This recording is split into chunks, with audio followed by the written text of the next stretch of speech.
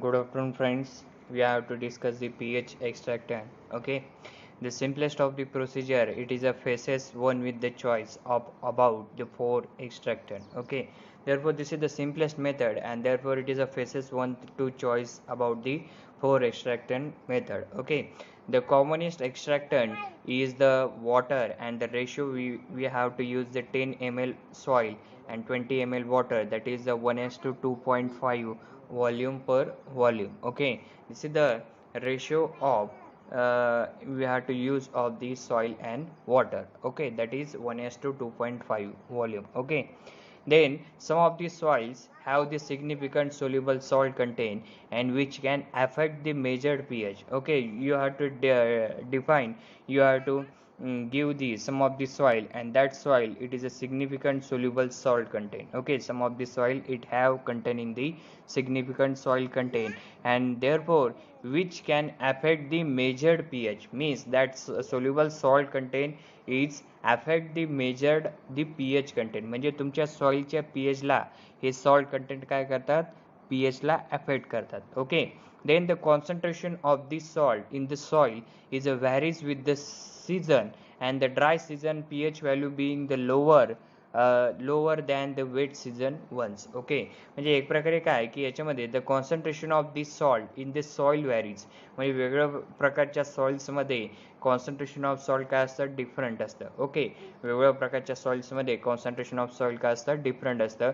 With this season you have to know about rainy season, weather season, and the summer season. This the season. Okay, and therefore your soil varies from this season. With this season म्हणजे तुमची जी soil असते ती soil एक प्रकारे सॉईलचं जे concentration आहे ते concentration काय काय होतं, सीझन वाईज चेंज होतं. Okay, and with the dry season it's pH value being lower than the wet season ones. Okay, dry सीझनमध्ये तुमच्या सॉईलची जी pH व्हॅल्यू आहे that pH value being the lower than the wet season ones, म्हणजे wet season वन्सपेक्षा तुमच्या dry सीझनची pH value काय असते, लोअर असते. Okay, then this is because the salts such as sulfate and the nitrate which lower the pH and it accumulate in dry periods and are leached away in the rainy periods. Okay, म्हणजे याच्यामध्ये काय की therefore you have to use the wet season once, and therefore it is because this your salt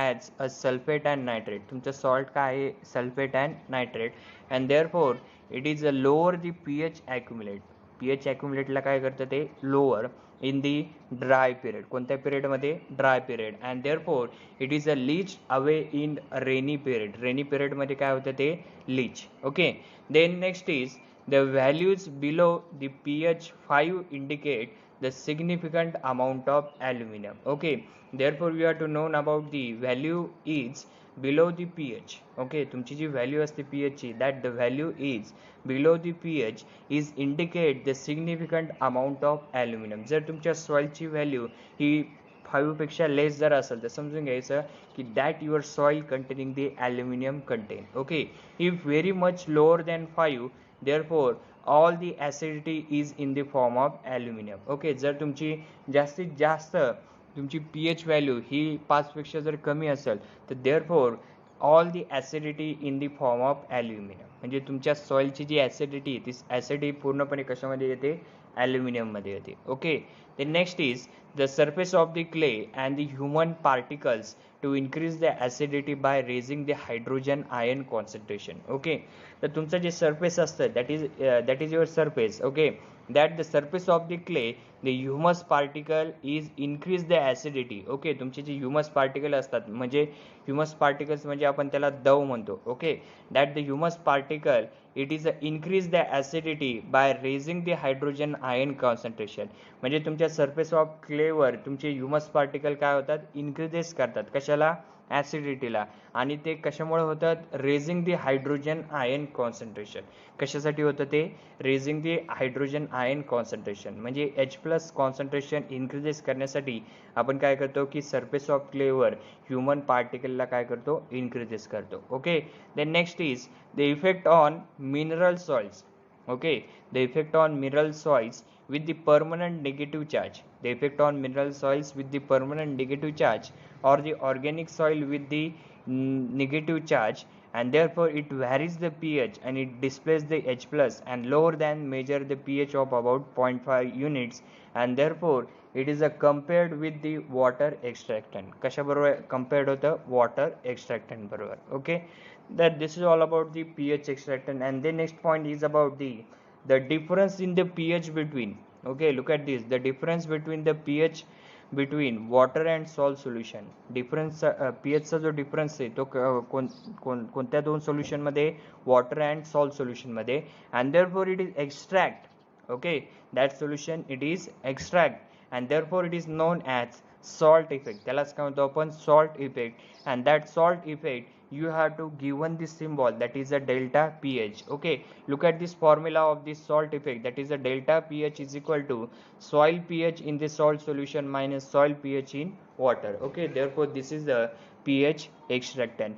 Next is the phosphate extractant. पुढचा point काय आहे, phosphate extractant. okay, that the phosphorus occur in various soil fraction, and therefore these soil minerals it is combined with the calcium, ferrous, aluminum which are low solubility. okay, तर याच्यामध्ये that phosphorus it is containing the various soil fraction, म्हणजे वेगवेगळ्या प्रकारचे soil fractionsला phosphorus काय करतं, occur करतं, and therefore that soil minerals. okay, soil fraction मध्ये जे soil minerals असतात, that the soil minerals it is combining with the soil minerals are combining with the calcium, ferrous and aluminum, and therefore its solubility is low.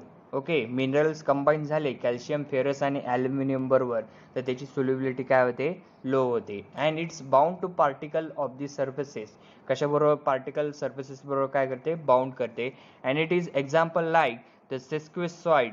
okay, sesquioxide calcite to aluminum on humus surfaces, and therefore it is a soil solution. and your organic matter it is a primarily as a ester. तुमचा organic matter हा primarily काय आहे, ester आहे. okay, the next is the amount of phosphorus extracted. okay, the amount of phosphate extracted will vary the temperature. okay, तुम्ही जे amount of phosphorus extraction जे करतात ते व्हॅरी कशाबरोबर होतं, टेम्परेचर बरोबर काय होतं, व्हॅरी होतो. And therefore it is a shaking the speed. त्याची शेकिंग स्पीड काय असते, it is a depending on the condition should be standardize. तुमची कंडिशन काय झाली पाहिजे, standardize. Okay, then your extractant is 0.5 molar sodium bicarbonate. तुमचा जो एक्स्ट्रॅक्टंट आहे तो एक्स्ट्रॅक्टंट काय असतो, 0.5 molar sodium bicarbonate.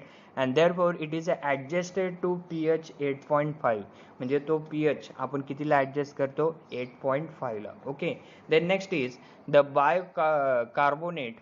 okay, look at this, the biocarbonate compete with the phosphate. okay, you have to take the bicarbonate, and that biocarbonate you have to compete with the phosphate. कशा बरोबर compete करतो, phosphate बरोबर, on the adsorption site extract, on the adsorption site extract, and therefore it is a removably fastly काय होतं, remove होतो.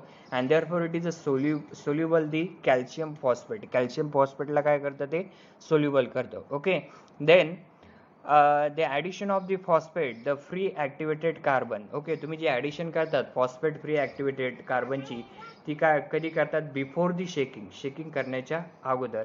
and therefore before the shaking it is necessary, it is a color soil extract. Colour soil extract काय होतो, obtain होतो. आणि it require the filtration. कशासाठी required होतो आपण, फिल्ट्रेशनसाठी. Okay, and then next is the amount of phosphate is extracted by the resin during the 16 hours shaking approaches a maximum. Okay, म्हणजे 16 hours shaking approaches मॅक्झिममली केल्यानंतर तुम्हाला काय फॉर्म होत आहे की amount of phosphate you are to extracted by the resin. म्हणजे resin मधून तुम्ही फॉस्फेटचं काय करतात, एक्स्ट्रॅक्शन करतात. Extraction its timing is about this 60 hours shaking. Okay, and it is reflected the quantity capacity factor it dominate under the agriculture condition. म्हणजे त्याची जी capacity factor आहे ती कशाला डॉमिनेट करते, ॲग्रिकल्चर कंडिशनला. Okay, therefore this is the phosphate extractant. and next extractant is about the potassium extractant. पुढचा extractant काय आहे, potassium extractant. Okay, look at this potassium extractant. That is, the potassium occurs in soil, clay, minerals and its feldspar and micas. Okay, तुमचं जे potassium एक्स्ट्रॅक्टंट आहे हे कशामध्ये occur होतं, soil, clay, minerals मध्ये, and therefore it is a feldspar and mica. Okay, then secondly, the weathered vermiculture regions. Okay, the weather vermiculture region, it is a exchangeable K plus. म्हणजे तुमचं जे weather वर्मिकल्चर reasons आहे ते काय exchange करतं, K प्लसला exchange करतं. And while your intermediate region has slowly exchangeable K plus. आणि तुमचं इंटरमिजिएट रिजन हे काय करतं, स्लोली कशाचं एक्सचेंजेबल करतं, के प्लसचं. Okay, and there is also available the potassium in this soil solution. आणि या पोटॅशियम एक्स्ट्रॅक्टंटमध्ये सुद्धा पोटॅशियम कशामध्ये असतं, सॉइल सोल्युशनमध्ये असतं. Okay, and your extractant will be leach and they free the potassium ion. तुमचं जे एक्स्ट्रॅक्टंट आहे हे एक्स्ट्रॅक्टंट काय होतं, फ्रीली होतं पोटॅशियम आयनला, and it is a displace the exchangeable. आणि नंतर पोटॅशियम आयन काय होतं, एक्सचेंजेबल होतं, and it is slowly exchangeable K plus. कशाला एक्सचेंजेबल करतं, K plus, by replacing the K plus with the N A plus. N A प्लसला कशाने replace करतो, के प्लसनी. And it is H plus और NH4 plus. It is a depending on the extractant. H plus आणि NH4 plus कशावर depending आहे, एक्स्ट्रॅक्टंटवर. Okay, तर this is all about the potassium extractant. Next time we have to discuss the trace element extract. Okay, thank you.